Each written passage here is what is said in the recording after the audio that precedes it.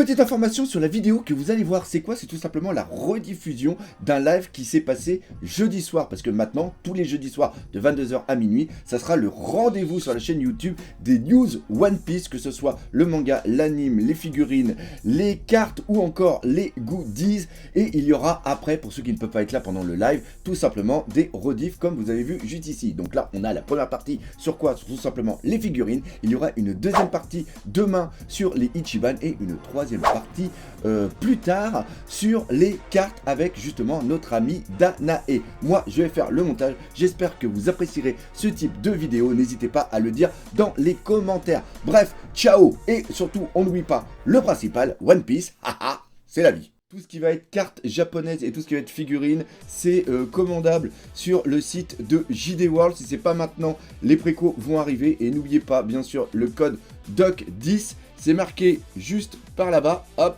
juste ici. DOC10 qui vous permet d'avoir 10% de déduction. Et après, DOC5 si vous avez déjà utilisé une première fois le code DOC10. Donc, on va pas perdre de temps. On est 42 parce que maintenant, c'est bien fait. On a un petit chiffre, hop, juste là qui permet de savoir combien en est, comme ça j'évite de trop vous poser la question. Et aussi bien sûr Ludo Trotter pour tout ce qui est cartes et pour tout ce qui est trucs français. Donc, on commence tout de suite par la première figurine. La première figurine est une DXF, c'est la DXF de Koala. Et la DXF de Koala, elle est sortie en janvier. Donc, qu'est-ce que c'est les DXF? Ceci est une très bonne question. En vérité, les DXF, c'est aussi les Grand Line Men. Et c'est aussi les Grand Line Men Ladies que vous avez juste ici. Donc, ce sont des figurines avec des socles ovales comme ça. Et c'est des figurines qu'on peut gagner au Japon dans des sortes de grosses machines à pince. On a ici la première figurine qui va sortir, qui est celle de Koala. On a la deuxième, donc c'est une figurine qui a l'air quand même assez classe. Et après la deuxième qui va sortir au mois de janvier, c'est dans cette gamme justement qui est juste là.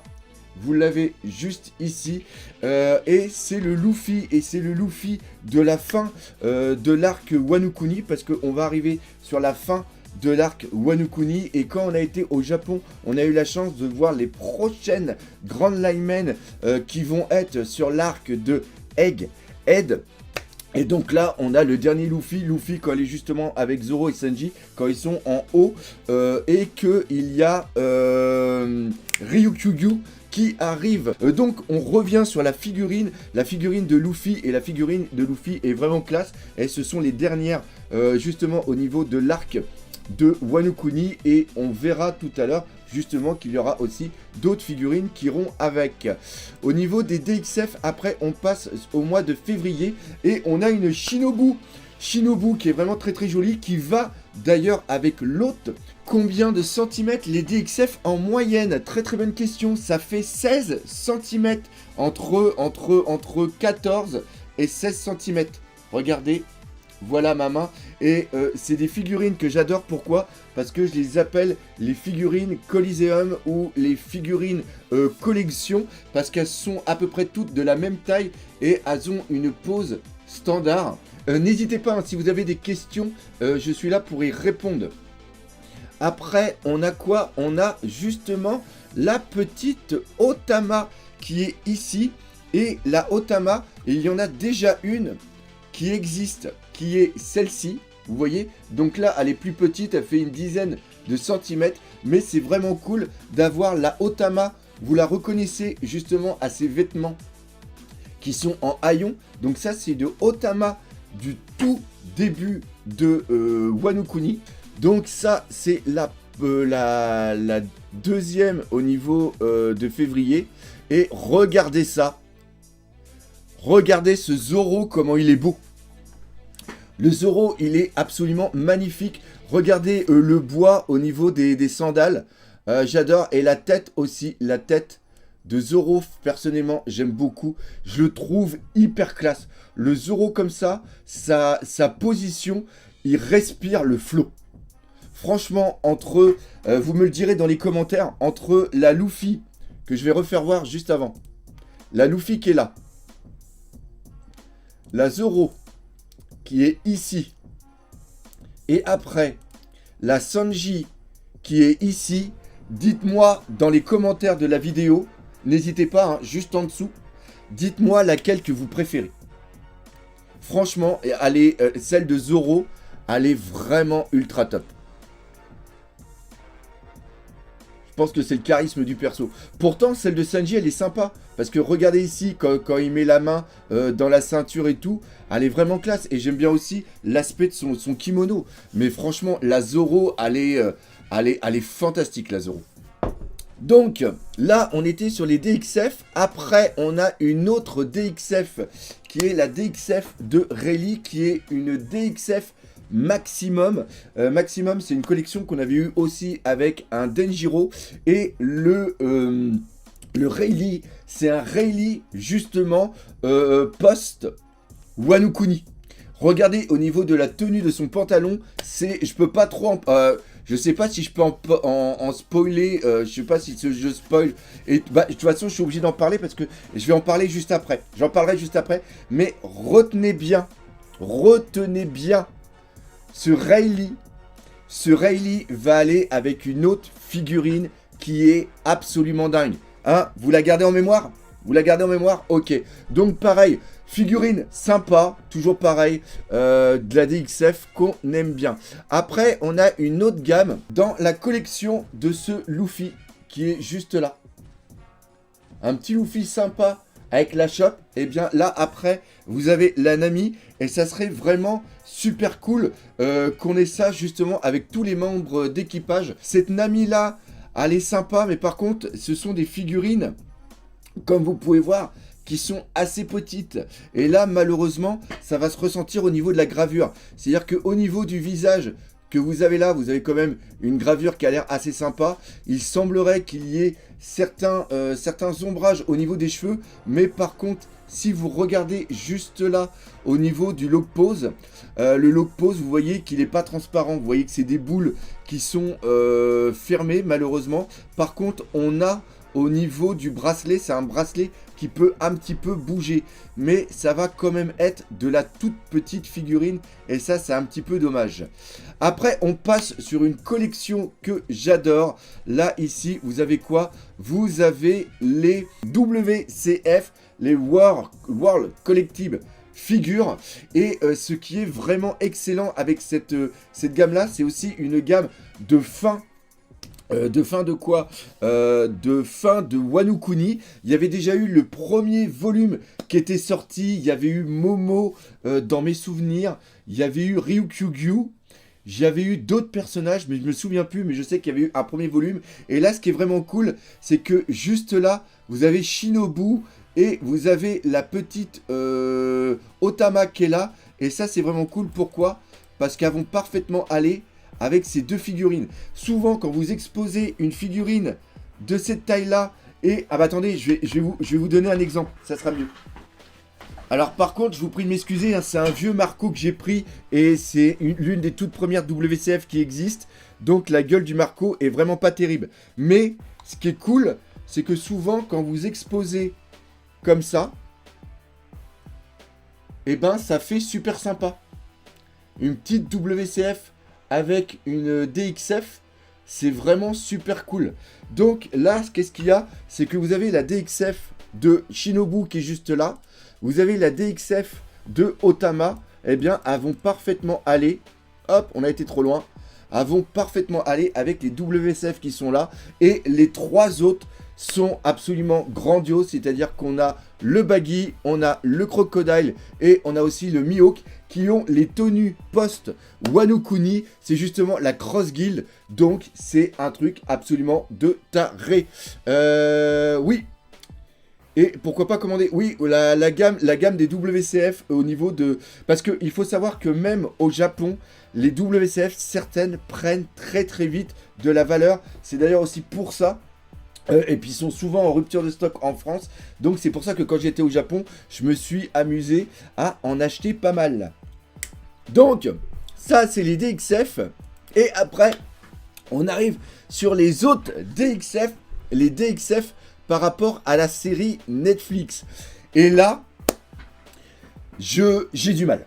Je sais pas vous, dites-le moi dans les commentaires, hein, qui sont juste là. J'ai énormément de mal avec les WCF. Je reviens. Voilà, on prend ce style de WCF. Je sais pas si vous voyez, mais ça rend super bien. Les personnages de manga en WCF, c'est l'une des collections que je préfère. J'en ai plus de 700, donc je pense que j'aime beaucoup. Là ici, on a le A. On dirait une vidéo de DB Times. C'est dégueulasse. Ceci est de l'humour, bien sûr. Là, vous avez le Moria qui est juste là. Autant les WCF, comme celle que je vous ai fait voir juste avant. Je suis sûr et certain que, par exemple, la Baggy, la Crocodile et la Mihawk vont être superbes. Mais les WCF Netflix, j'ai un peu de mal. Surtout la Luffy, elle est cool. Franchement, la Luffy, elle est cool. La Usopp, elle est sympa. La Baggy, elle est sympa. J'ai du mal avec la Arlong. Alors, la Nami, par contre, la Nami, je peux pas. Dans les commentaires, juste en dessous, dites-moi laquelle vous préférez. Franchement, les deux là, franchement, la Usopp, la Luffy et la Baggy, ils sont super sympas. Par contre, là, j'ai du mal sur Arlong. Mais la Nami, là, je peux pas. La Nami, de toute façon, là, la Nami, je vais faire des cauchemars cette nuit. Je la vois comme ça, je vais faire des cauchemars. Allez, honnêtement, aucune. Bon, voilà. Ça fait chipos. Et je les ai vus à la Jump Festa. À la Jump Festa, on avait quelques-unes qui allaient bien. Mais globalement, ça fait Arlong, le détecteur du Blue Haki. Excellent. Excellent. Ça fait trop bizarre. Ça fait trop bizarre. Et après, on arrive sur la deuxième. Le Zoro, il a un charisme inexistant.